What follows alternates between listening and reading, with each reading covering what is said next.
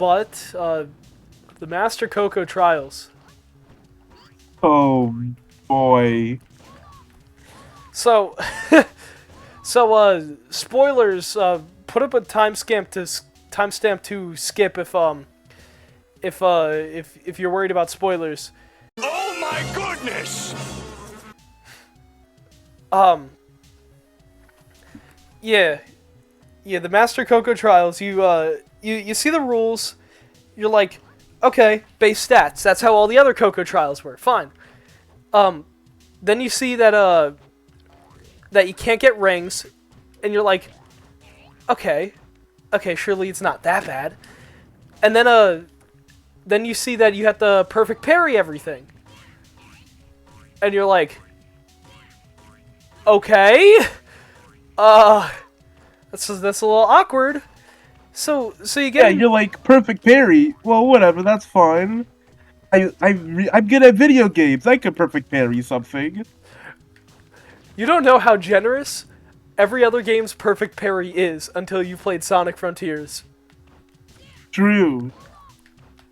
The perfect parry window is so little. It's just straight up jank. But it's so satisfying too. So I can't even like get mad at it. But granted, it's only satisfying after you struggle for like a good 2-3 hours. But when you get those 2-3 hours down, bro, you're cooking with vegetable oil, let me tell you. Yeah, so you see those rules, and you're like, wow. I'm fighting Giganto again, this is awesome. I wonder if I'll get to fight the other bosses. So, you run up Giganto, you get the emerald, hopefully you don't get hit. Kill Giganto, maybe waste like, I don't know, 200, 300 rings. On my first attempt, I believe I did a Giganto in 350, and I was like, okay, I'm probably fighting Wyvern, but luckily, they're gonna give me my rings back in between, right? No. No, when they said you do not gain rings, you do not gain rings. You don't know how fast the hope drained from my eyes as soon as I went from Gigantos to Wyvern. Yeah. I think on my first attempt, I think I only had like 129 rings left. On my first attempt, I ended it with like 33 rings left, and then I got hit on the way to Wyvern, so I started the thing going supersonic, and then he just instantly died. Yeah. That was funny. Yeah, level 1 Yeah. defense is crazy. Yes, sir. Yes, it is.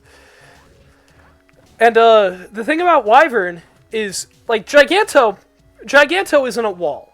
Giganto is not a wall by any means. If you can't beat Giganto with 400 rings, then you are in a very bad state. You will have a lot of problems. But yeah, Giganto, not bad. Not bad in the slightest. If you can get to Knight, Knight isn't that bad. Wyvern is a huge problem, because the thing about Knight, the thing about Knight and Giganto is that they're possible to be hit without parrying. Wyvern, you cannot hit. Wyvern, on the other hand, You can't hit it unless you parry. And the parry is not easy. You have the perfect parry, and the timing. Not easy in the slightest. The timing feels so wacky. You don't know. What were you gonna say? You don't know how discouraging it is to parry the first missile, make it all the way back, and then you not parry the claw.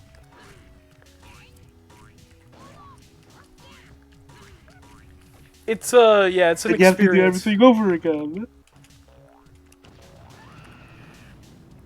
And then there are times in which you can't even see the missiles.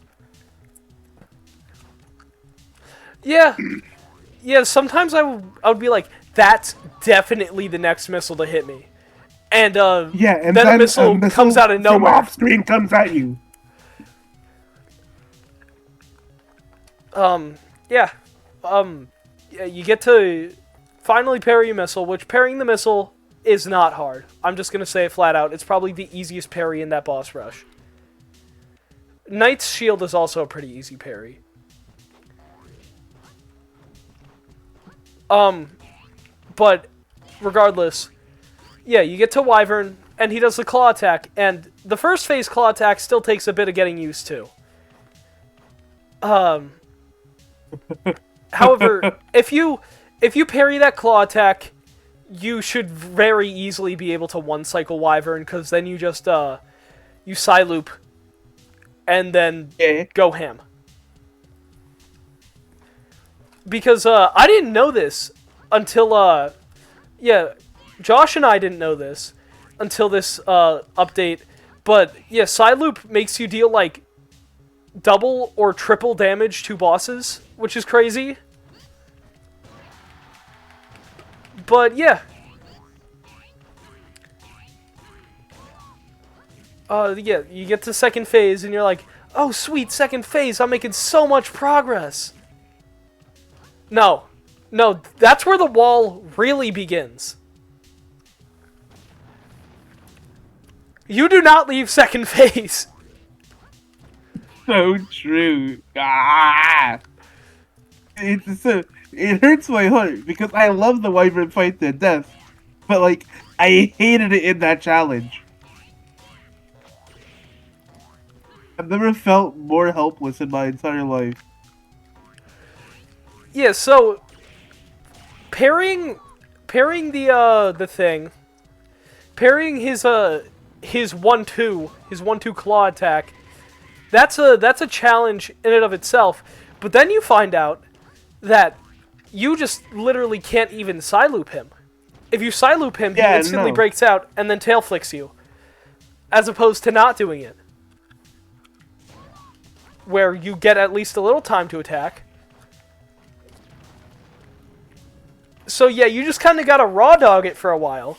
Luckily, towards the end of Wyvern's fight, like the last 16th of his health, maybe like somewhere between the 16th and an 8th of his health, he just he QTEs and lets you just kill him super easily because QTEs are not hard to hit in that game.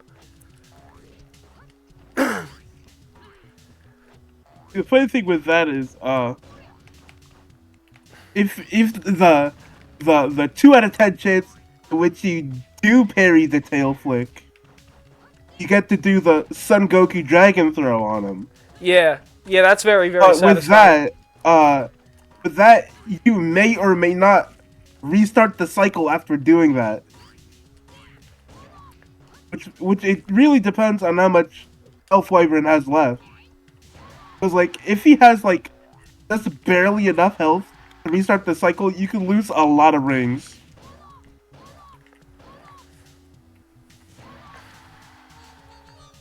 Yeah, but throwing him against the mountain does do a lot of damage, so it does like a full combo's worth of damage, so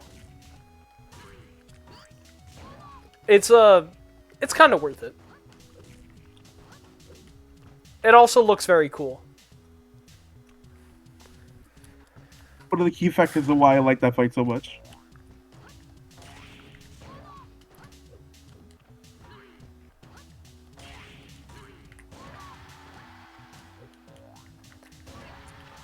Yeah, so, get past Wyvern, then you're at Knight. And the first attempt you make it past Wyvern, you're probably not doing too amazing on rings. And at that point, at least for me, I was still in shock. I saw that I beat Wyvern and I was like, holy moly. And then Knight's spikes, they just like knocked all the rings out of me and I lost, but oh yeah, that happened to me a bunch of times. But once you learn the safe areas to stand and how to actually, like, you remember how to actually get on top of Wyvern, it's not that bad. Not Wyvern, Knight. It's not that bad.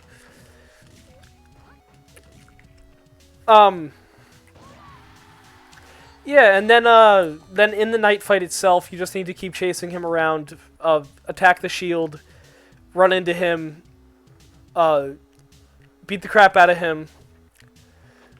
Then he goes to phase 2, and you just need to, like, parry the shield into him. And that's pretty much it.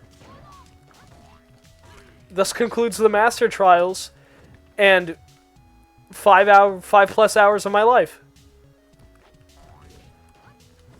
I think it was only 5 for you. I think it may have been like 8 for me.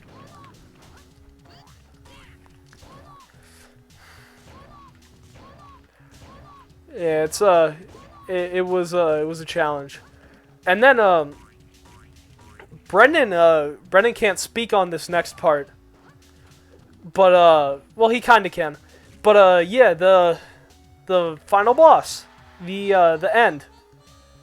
Now you fight Supreme. Supreme's easy as ever, which is kind of unfortunate, but it is what it is. You get to the end, and you're like, okay, time to attack it. You get your shit rocked, but it's fine, because then you turn into Supersonic 2, or whatever people are calling it. I prefer to call it Cybersonic. Yeah, Cybersonic sounds cool too. But anyway, yeah, then damn,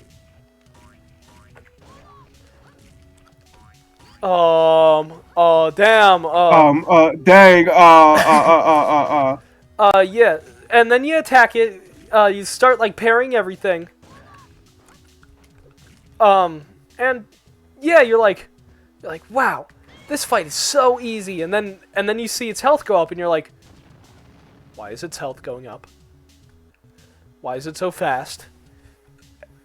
And then you inevitably run out of rings, and you look at the battle tips this time, and they're like, hey, bud.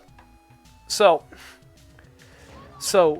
what you gotta know is that you need to sever the cord. And you need to parry. You need a perfect parry. And you're like, okay, fair enough. So you do that, and it doesn't work. Nothing you try works. Nothing you ever try works. I spent like 4 hours trying everything possible. And each attempt was not short. Each attempt went from like 6 to 10 minutes each, at least. And yeah, try everything. You break down. You message everyone you know, and you're like, how do I do it? And then you figure it out. I figured it out. And I was like, I haven't. Yeah, so I'm not going to spoil it. But what I am going to say is that it is just a game mechanic that I completely forgot about, and they kind of did not set up to that point. So I think that specific part of the fight is kind of stupid. The game flat out tells you if you yeah, I read on Reddit that the game just flat out tells you if you 100% the DLC. So I don't know if you were supposed to know prior or what. I really don't know.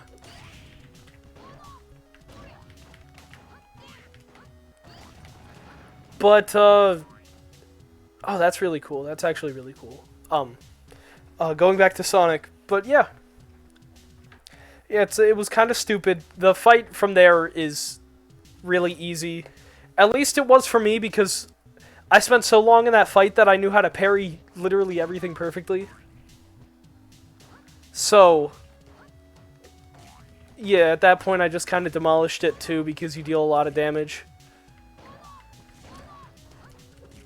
And yeah, then there's the final cutscene, which again, no spoilers, but it is It is crazy.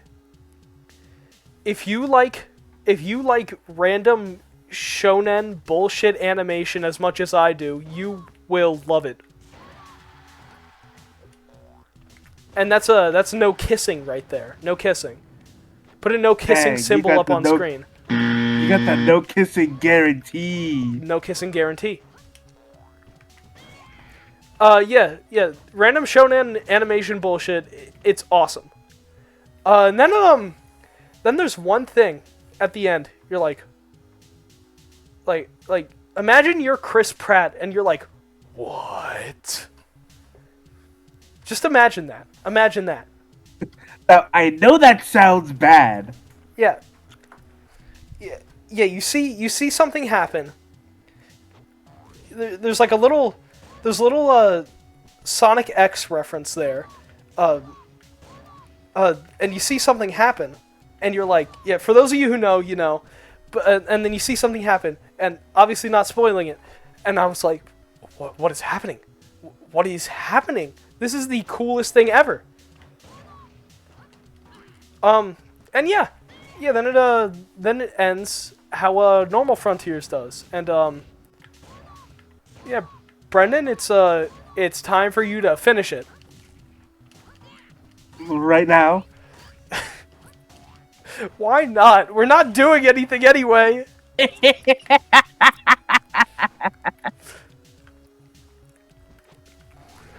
Man, how long have we been recording? I don't know. An hour and 8 minutes.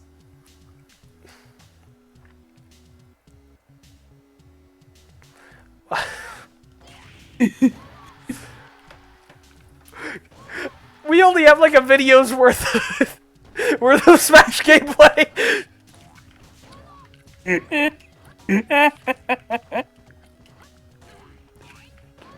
Smash Flash 2, ladies and gentlemen.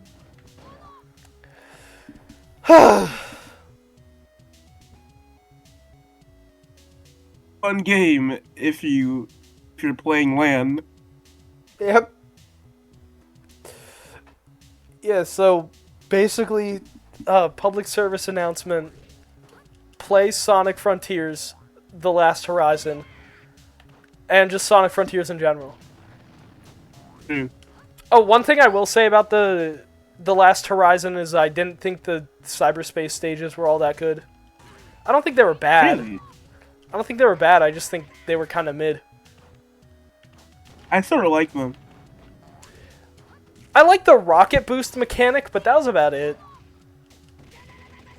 The gear shift mechanic is kind of interesting, but A, they only use it once, and B, I didn't like how if you were going full speed, even in midair for too long, it just kind of killed you. I remember in one of the cyberspace ones, it had like really, really low gravity. So the game lets you get away with like a bunch of stuff. Also, I guarantee you, not a single person has found an animal in those cyberspace levels. I found an animal, but I didn't feel like rescuing it. I don't believe you. No, I found it it was in the beehive level. Once again, I do not believe you. In the beehive level, there's a section where you're like in the bee combs. It's like the bee combs, you're in them, and you're jumping around, and there's like a platform in one of the combs, and you see like a little penguin dancing around there.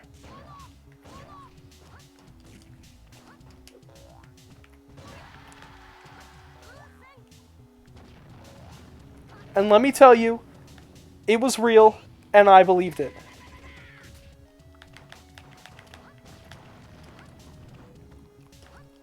So, let's say we have one more discussion before we close off the podcast for tonight.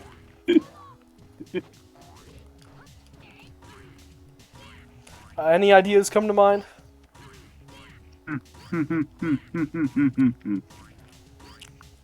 I'll just come up with something from the freak corridors if you don't got nothing. The freak corridors? What do you mean by that? You'll see if you don't figure out a topic. Ah, shoot. I gotta think of time before we get demonetized. So, Brendan, you're a big One Piece fan, right? Yes, sir. Good, good. Okay. Now, as we all know, I am too. Which do you think, Okay, yeah, that's an interesting question. Which do you think each of the male crewmates prefers, toes or armpits? Let's start with Luffy. Actually, let's include the female crew members too. We don't discriminate.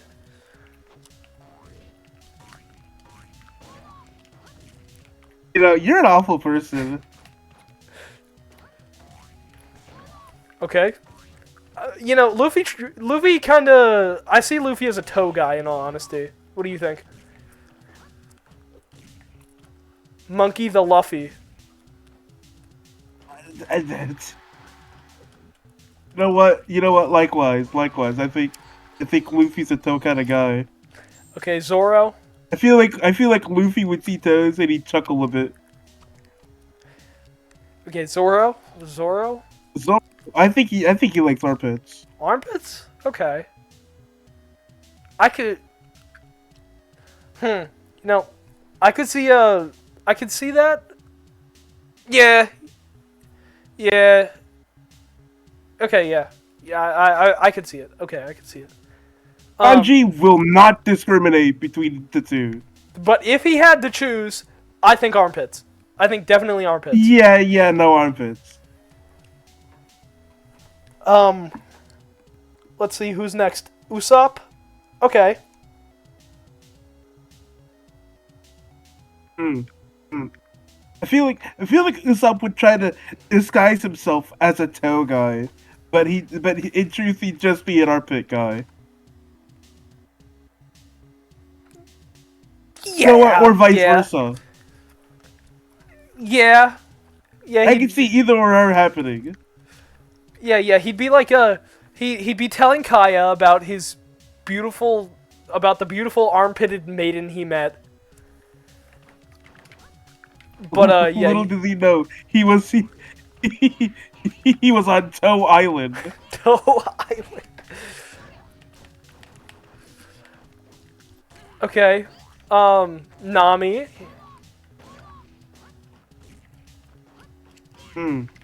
I think Nami's armpits too.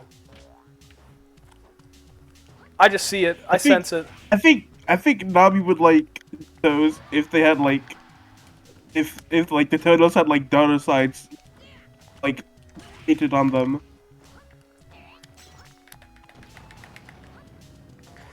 Okay. Moving on. Who's next? Chopper then, right? Yeah. Oh, that's a weird question. That is a weird question. I kind of don't want to answer it. Yeah, let's skip that one. Brooke. He's an armpits guy. Yeah. Okay, moving on. Robin. Robin. Toes. Yeah, she's into that freaky weird shit. Frankie toes. Yeah. Ma'am, your toes are super! Super! Yeah. I feel like Frankie would walk around everywhere wearing a humongous shirt that says, "This guy needs some toes." He'd change his hair into some toes. It'd be like the shape of a shoe. Okay, so... Super! Super!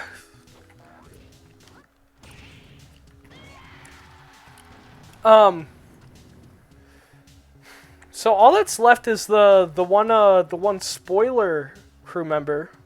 who, I mean, I guess isn't really a spoiler at this point, but like just in case. It's not a spoiler. Just in but case I'm not gonna say Just in it, case you're a lonely scrub who's not caught up. y'all know who I'm talking about. I think he is an armpits guy. Yeah. I think he's an armpits guy, but respectfully, if you know what I'm saying. He wouldn't talk about it.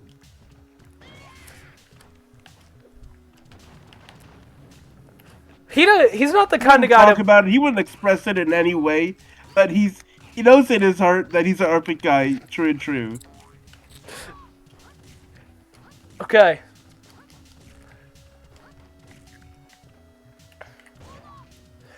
Okay. Now, I think that's it's a good note to end the video on. I think we've discovered many things about ourselves. Now, Brendan, let me ask you. Which do you prefer?